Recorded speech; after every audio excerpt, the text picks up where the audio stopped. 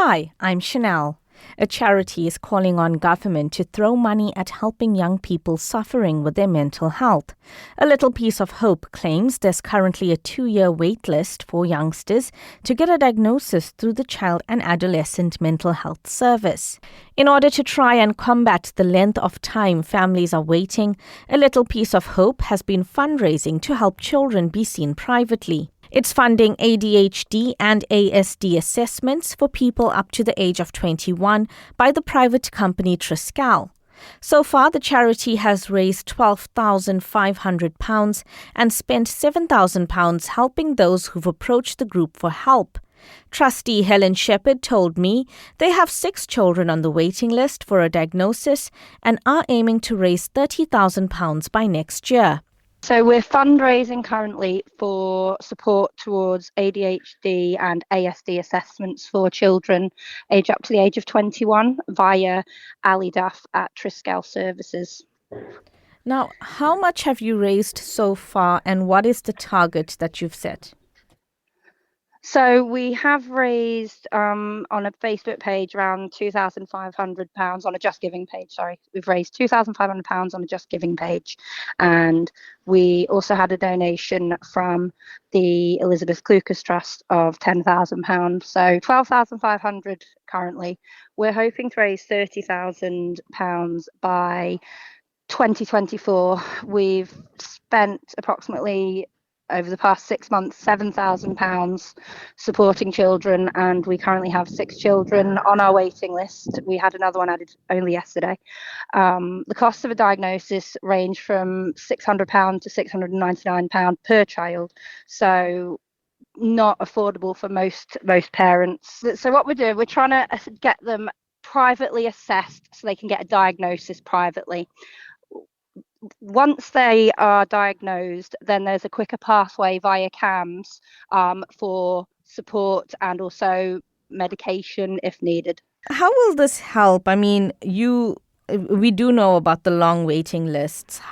What's the situation like? Yeah, I mean, we've got parents who come to us and some of them have been waiting 2 years already. Some of them have been told there is a 2-year wait approximately until their child can be seen by anyone at CAMS, and there is a lot of relief from parents when they know that they are on a step ahead to getting a diagnosis for their child and getting the right and correct support for their child as well.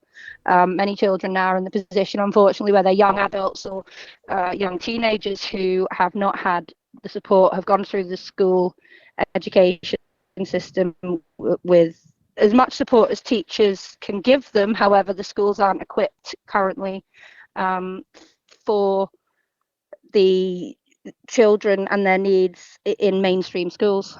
So many parents are kind of stuck and left to deal with the children on their own with very little support. How important is it that you get people or kids treated or seen to sooner? It's really important because the sooner they can be diagnosed, the sooner they can get support, and then you're not left with issues in later teenage years and into adulthood. There's many adults who have been left undiagnosed who still have issues into their work life, into their personal life, because they haven't had the support that they should have had when they were a child. You need to hit them at preschool age, start of primary school, and that's the age where you want to start trying to get a diagnosis. Before they head into the higher years of primary school and beyond. I know you said that you guys have already funded a few kids. How much does it cost to fund just one kid?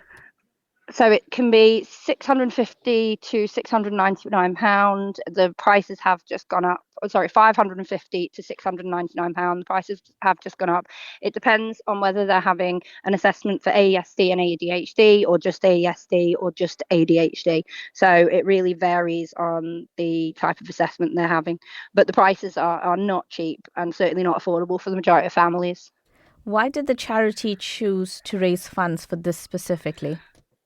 So we have, for a number of years, supported children with hospital travel and mental health as well. It's been an important part of it for us. But as we've been around for about 12 years, as we've kind of grown as people have come to us, we've kind of seen a need for for private assessments, and due to CAM's long waiting lists, that there needs to be something needs to happen. We spoke to Laurie Hooper when he first became an MHK, first became Minister for Health, and parents were promised 2-3 years ago the waiting lists would go down, and nothing really has changed from what I've seen over the past 2 years, even despite the promises from MHKs. And the government really needs to look into this as well, because there are charities around trying to support young people with mental health. You've got us, you've got I'll Listen, Parent to Parent helps support parents through things, but the government really need to stand up and look at what they can do on a financial and practical level. How important is it to have that government support? It's really important, because it's not just about the assessments, it's not just about the support for parents, it's also about the schools, and schools aren't equipped for children and young people that they are dealing with currently. And it's not the young person's fault, it's not the child's fault, it's not the school's fault. There is not enough funding. There needs to be specialist schools, specialist teachers put into place to deal with children's needs, and some of higher level needs, and put into mainstream schools, and they are not coping in mainstream schools.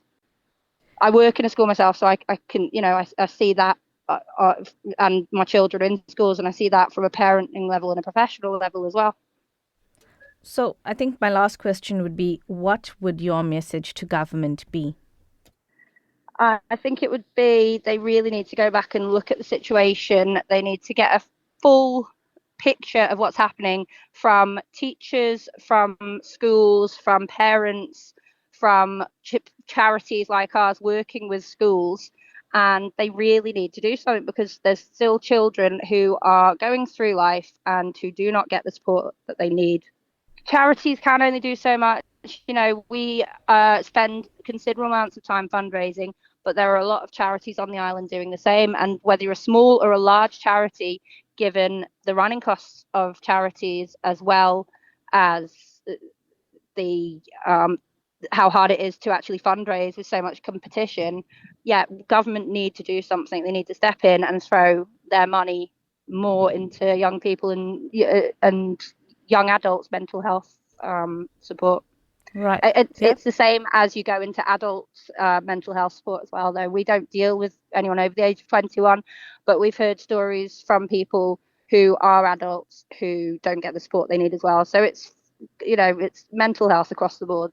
In response to the current waiting lists, Mengs Care says they can be attributed in part to the lack of a multi-agency strategy on the Isle of Man for supporting the development of mental health, resilience and emotional well-being in children. That's alongside the absence of early intervention in partnership with other agencies.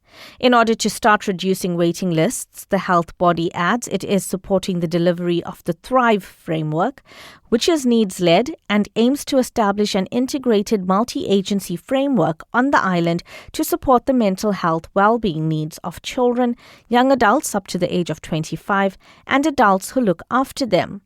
Mengs Care adds, while individuals may be assessed privately for mental health services and can be referred to CAMS from a private assessment, it will not expedite their time on the CAMS waiting list. Thank you for making it to the end of the Little Manx Radio newscast. You are obviously someone with exquisite taste. May I politely suggest you might want to subscribe to this and a wide range of Manx Radio podcasts at your favourite podcast provider, so our best bits will magically appear on your smartphone. Thank you.